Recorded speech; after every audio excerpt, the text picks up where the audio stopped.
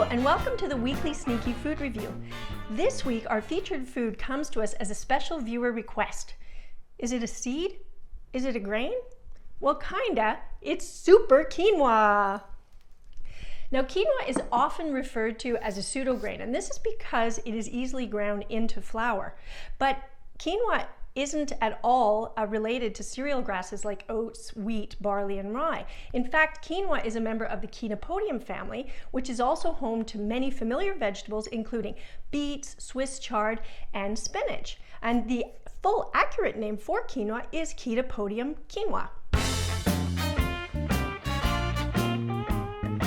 The quinoa plant is indigenous to South America, and by 3000 BC, it was already a dietary staple in the Andes region. The Incas considered this crop to be sacred and referred to quinoa as Mama, which means the mother of all grains. And rightly so. Quinoa has an incredible tolerance for different growing conditions. It can survive at high altitudes, in thin, cold air, in salty, sandy soils, with little rain, and in freezing temperatures. But in addition to this, the entire plant is edible. Not only the seeds that we know and can buy in our grocery stores, but also the stalks and leaves.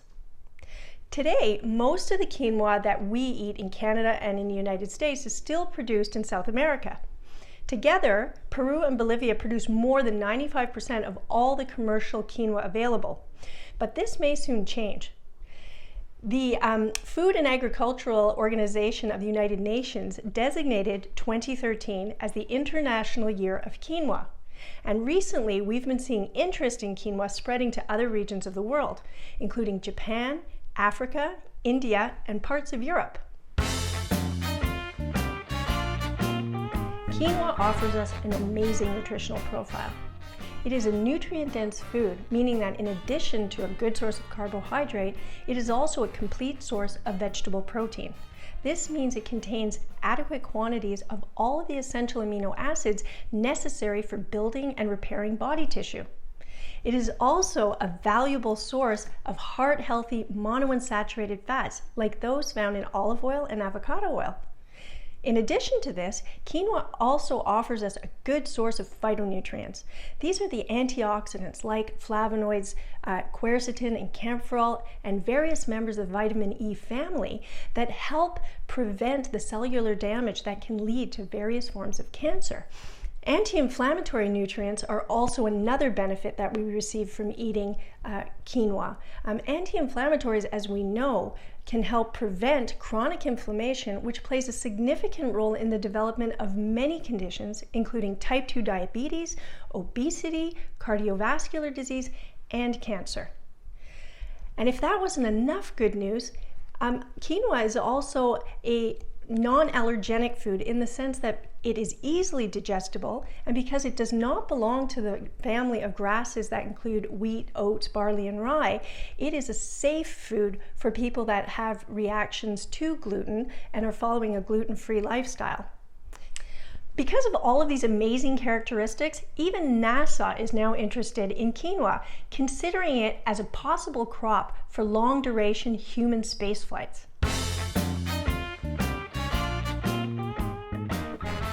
Thanks to quinoa's growing popularity, it's now a pretty easy food to find in most grocery stores. If your supermarket doesn't carry it, then try a health food store where they're guaranteed to have it. Now, the quinoa you're most likely to see on store shelves is going to be a creamy white color, but we're also starting to see more red and black varieties available. Regardless of the type of quinoa you choose, one thing to be aware of is that you want to make sure when selecting quinoa that it's free from moisture. When you get it home, store your quinoa in an airtight container. It will stay fresh this way for up to 2 months. You can also store your quinoa in the refrigerator where it will stay fresh for 4 to 6 months. Now, quinoa is an extremely versatile food, and it's excellent for using in all sorts of dishes. The way we're going to be preparing it today, by combining it with a variety of legumes and vegetables, makes a really delicious, warm, hearty winter salad. Other things you can do with quinoa is use it as a substitute for rice. So in things like pilaf or fried quinoa as opposed to fried rice dish, stuffing peppers or filling cabbage rolls, it works really well in these kinds of dishes. You can also add it to soups, to baked goods like cakes, cookies, and muffins to increase their nutrition value. Quinoa in its flaked or puffed form also makes a really good substitute for breadcrumbs. So you can use it in things like meatballs, meatloaf, or patties. And lastly, for those of you who like sprouting, quinoa can be sprouted the same way as alfalfa sprouts and then used in sandwiches and salads. So why don't we hop into the kitchen and start cooking some fantastic Southwest quinoa chickpea salad. To prepare 4 servings of today's dish, Southwest quinoa and chickpea salad, you will need 3/4 cup of quinoa, 1.5 cups of water, 3/4 cup of chickpeas. You will also need 2 teaspoons of either extra virgin olive oil or avocado oil, 1/2 cup of chopped onion, 1/2 cup chopped green bell pepper, 1/2 cup chopped Roma tomatoes, 1/4 cup of sliced green onions, and then for our dressing, we're going to need 1/2 teaspoon of ancho chili powder. Now, ancho chili powder has a really nice smoky chipotle flavor with a bit of a kick. So if you want something a little less spicy, you can use another chili powder, but the ancho really gives this dish a great flavor. We're also going to need 1 teaspoon of oregano, 1/4 teaspoon sea salt, 2 tablespoons of freshly squeezed lemon juice, 2 tablespoons of either extra virgin olive oil or avocado oil, and 2 teaspoons of minced fresh parsley. Before we start cooking our quinoa, we need to give it a rinse first. Quinoa has a bitter coating on its outside surface called saponins, and manufacturing processes remove most of these substances, but just to be on the safe side, it doesn't hurt to give it a final rinse before cooking. An easy and effective way of doing this is simply putting your quinoa into a medium-sized bowl, adding some cold water, and then rubbing it vigorously between your hands a few times.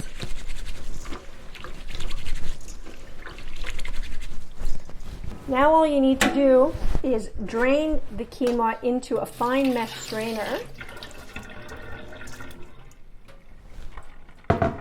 Give it a good shake to remove as much of the water as possible. And there you have it. Your quinoa is ready to cook. We want to combine our cold water and our rinsed quinoa into a medium-sized saucepan. And just give that a bit of a stir. And then we're going to set that over high heat and bring it to a boil. With our quinoa simmering, we can now start sauteing our onions and green pepper. Okay. With our oil hot, we're now going to add our onion and our green pepper to the skillet.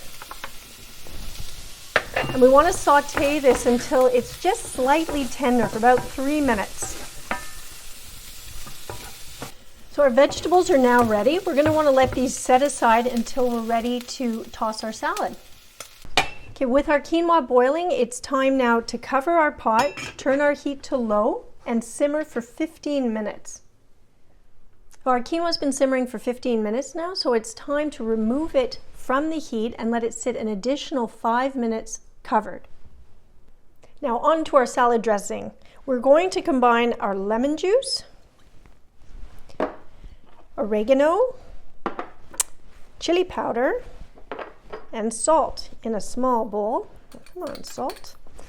And then we just want to whisk this to combine.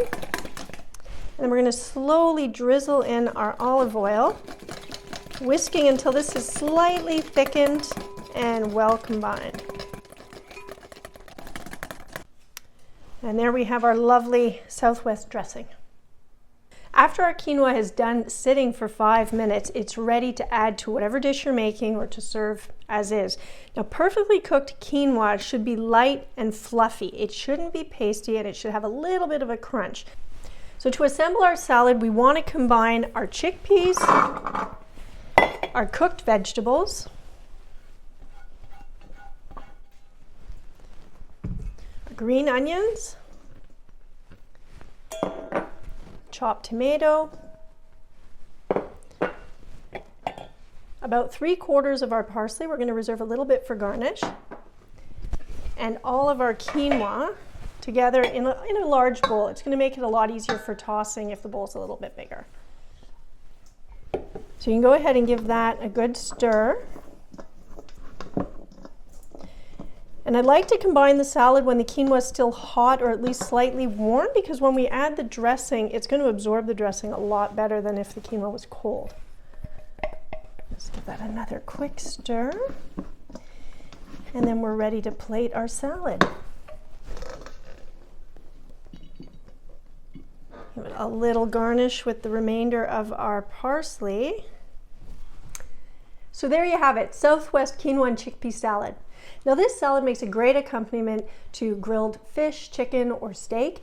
It also makes a really convenient take it to go lunch. You can make a large batch of this up on a Sunday and then add a bit of chicken or shrimp to it. You've got some great salads to go for lunch. It also is really good as a sandwich filling, either stuffed in pita or wraps. So it's an incredibly versatile dish, and I hope you enjoy it.